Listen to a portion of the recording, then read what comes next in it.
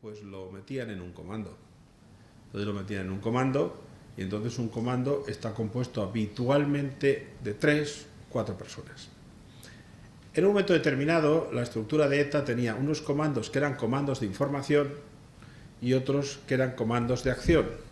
Luego, ETA hace una especie de asambleas cada 3 o 4 años y hace una nueva reflexión de qué estrategia tiene que hacer después. Pero, de alguna forma, desde el mundo universitario, desde el mundo de los institutos, desde el mundo de cuando fuera, cualquier gente que estaba dispuesto al lío era un candidato en potencia. Ese candidato en potencia entra a formar parte de un comando y llega un momento determinado en la que va a hacer un atentado. A lo mejor en el primer atentado que él va o que participa no es el que dispara. Pero si ya he visto cómo dispara pues la siguiente voy a probar yo. No sé si me explico. Es una especie de aprendizaje que, aparte de las prácticas que podrán hacer o de los vídeos que podrán hacer, van introduciéndose en aquello. Y claro, cuando uno se introduce en este tema, es como cuando uno se introduce en el mundo de la droga.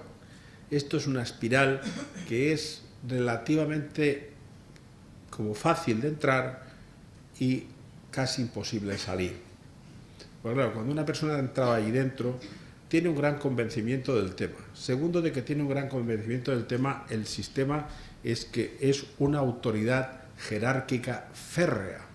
Quiere decir, la autoridad jerárquica de ETA, con esa filosofía que yo les decía a ustedes, del marxismo-leninismo, hay un jefe, una cúpula, y a uno le ordenan lo que tiene que hacer. Quiere decir, mañana le dicen a uno, tienes que marcharte a Andalucía con fulano y con vengano, y se va a Andalucía con fulano y con vengano a meterse en un piso franco que previamente otros han alquilado, pero resulta que él no conoce a los que lo han alquilado, simplemente para que si alguno detienen no contacte uno con otro.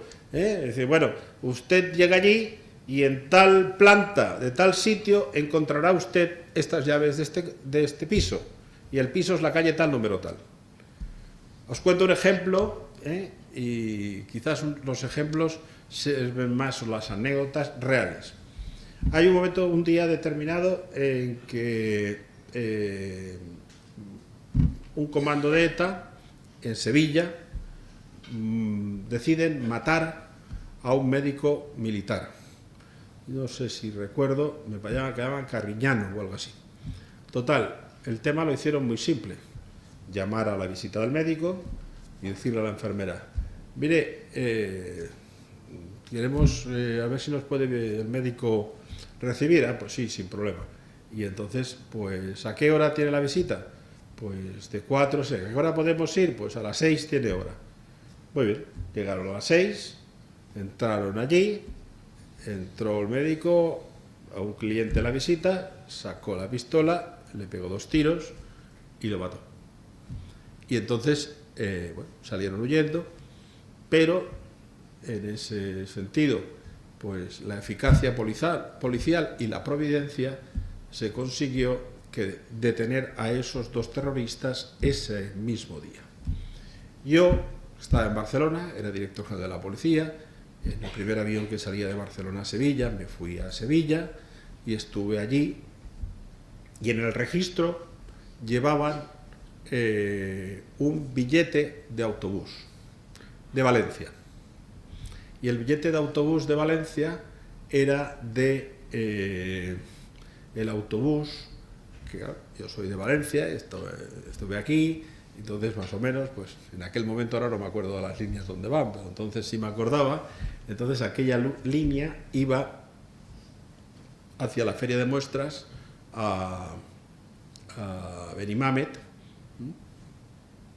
y entonces me dicen los policías, oye, este billete de autobús de Benimamet, y entonces yo pensé, hombre, pues si se han cargado un militar aquí en Sevilla, pues al lado de Benimamet hay cuarteles, posiblemente fueron allí.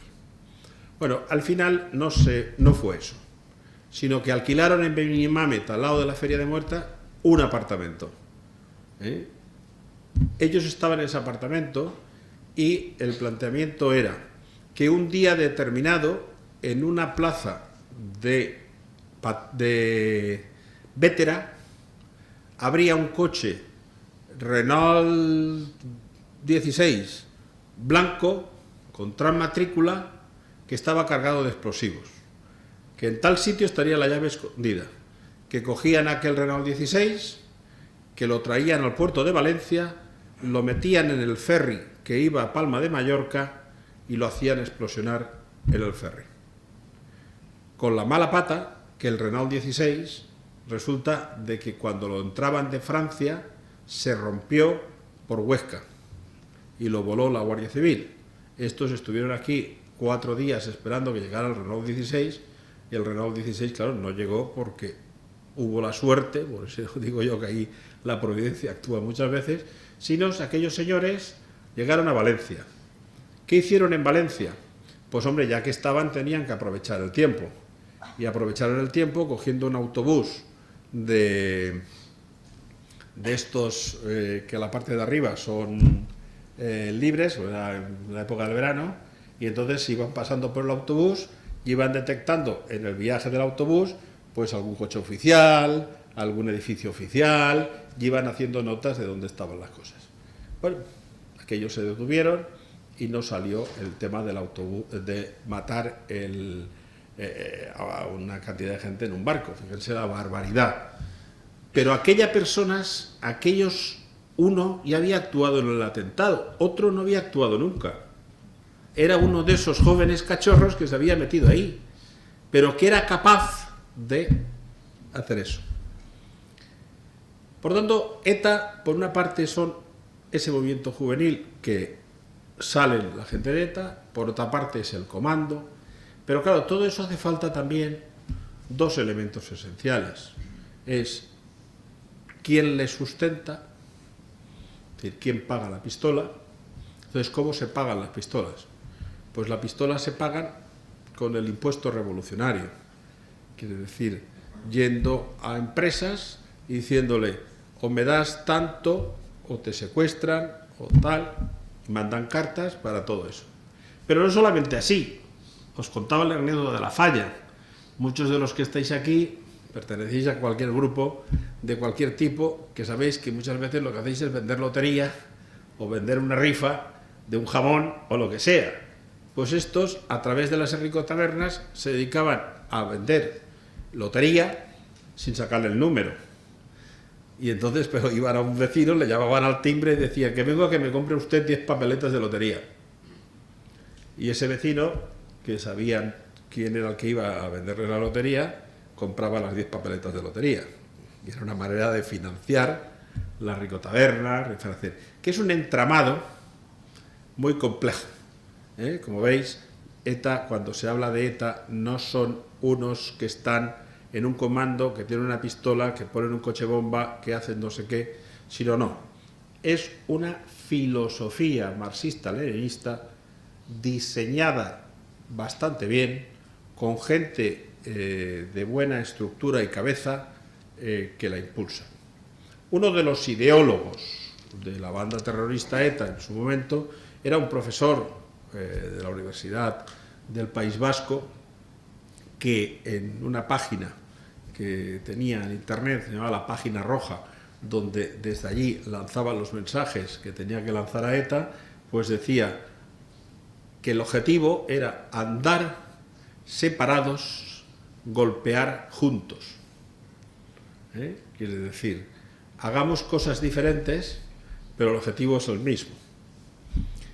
Y ese es un poco lo que es el terrorismo de ETA, es decir, que es el chaval que comienza quemando el autobús, ese chaval se transforma en pistolero, un grupo que recauda el dinero para mantener aquello, y luego un partido político que le da cobertura política para intentar defender que ETA no es una banda terrorista, sino es un movimiento reivindicativo separatista. Y ahí nace lo que es HB, lo que son las distintas marcas comerciales que según las elecciones del momento la banda organiza y hace. ¿Quién manda de quién? De todo este que hablamos, pues siempre mandan los de la pistola. Quiere decir, el planteamiento jerárquico es el de la pistola. Muchas veces todos ustedes han escuchado decir, ha caído la cúpula de ETA. Bien. ¿Cómo está estructurada la cúpula de ETA? La cúpula de ETA normalmente son 3 o 4 personas. Uno que hace cabeza y dos o tres lugartenientes. Pero ellos en sus respectivos congresos eligen ya cómo es la sucesión. Quiere decir, si me detienen a mí, inmediatamente se hace cargo este. No es necesario que se reúna, ya se sabe. Por lo tanto, el orden jerarquizado de cómo uno ocupa el puesto del otro lo tienen perfectamente hecho. Existe siempre una cúpula que está en la clandestinidad y que son los que mandan, y una cúpula en reserva que cuando esa cúpula los detienen, sustituye en las 24 horas siguientes el planteamiento.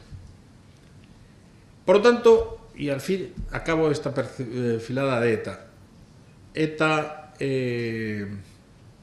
ha sido la organización criminal en España que más tiempo ha durado y que más muertos ha tenido, y que lógicamente pues gracias a la eficacia de las fuerzas y cuerpos de seguridad y, a mi entender, gracias a una decisión determinada del gobierno en la que yo simplemente al director general de la policía, pero estaba, se entendió que ETA no solamente eran los pistoleros, sino que era todo. Que era todo. Y por lo tanto, si ETA es todo, vamos a combatir contra el todo, porque combatir solamente contra una parte, los demás siguen igual. Y eso fue un poco el planteamiento de ETA. El Grapo, brevemente. El Grapo nace en el momento de la última etapa del franquismo, con una serie de grupos radicales, pues del Partido Comunista Revolucionario, del FRAP, de una serie de órganos que se van disgregando, y lo más radical de todo aquello hace el Grapo. En Valencia, el Grapo fue uno de los lugares donde más penetración tuvo. Por lo tanto, tenía una estructura bastante importante. Nunca el Grapo tuvo la potencia que tuvo ETA, porque no tenía un soporte ideológico nacionalista que le respaldara.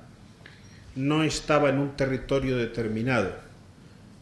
Era de toda España y era un planteamiento radical comunista, y por lo tanto sí, tenía una ideología, tenía una forma de pensar, pero bueno, pues aquello tal. Yo creo que la policía supo trabajar muy bien, eficazmente, todo el planteamiento del Grapo, y por lo tanto, por desgracia, el Grapo en España, a la última persona que mató fue a un policía que yo le conocía y que había estado hablando con él en Madrid, un policía de proximidad, 5 días antes. Y por lo tanto, quiere decir, el mal que había hecho aquel policía es que iba a un colegio de un barrio periférico de Madrid, pues a hablar con los chavales sobre el tema de la prevención de la droga. Y iba toda una semana a una hora determinada, y por lo tanto localizaban que allí llegaba un policía todas las semanas a las 4 de la tarde y que salía a las 5.